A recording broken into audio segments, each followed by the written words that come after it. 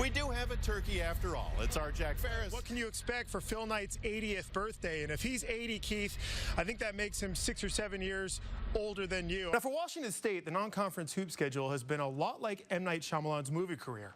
Started out incredible with a Wooden Legacy tournament win, kind of like Sixth Sense and Steins. Lately has been not so great. They lost 4 of 5, kind of like Last Airbender. After Earth. Remember, he allegedly went into the Dallas locker room last year and said he wanted to be a cowboy. But in his defense, who doesn't want to be a cowboy? You ride horses, wear hats, you get to shave with a knife.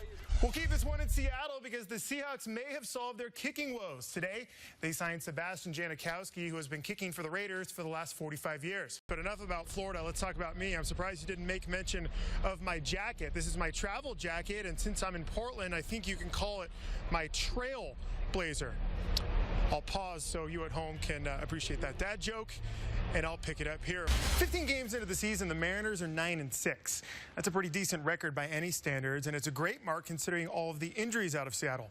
But this is sports, and we need something to complain about. So this week, it's a lack of offense. Now, this sequence here pretty much sums up the second half. Blocked by Collins, Silas Melson leading the break. Jonathan Williams had just 6 points, but they were the loudest 6 points in the history of the tournament. The Zags survive and advance to their 9th straight round of 32.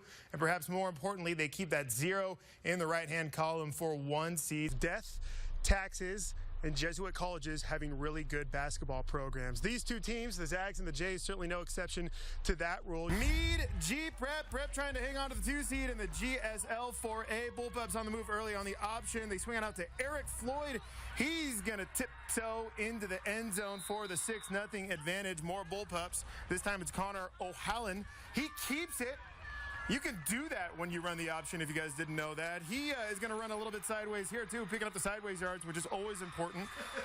Gonna lead to the 1-yard touchdown. Oh, you know what? But you asked me to get ice cream for the 11 o'clock yesterday, and I totally where is that? Maybe tonight? Sorry, Because tonight. we're going to be here. Tonight. This is pretty good. I don't eat cereal.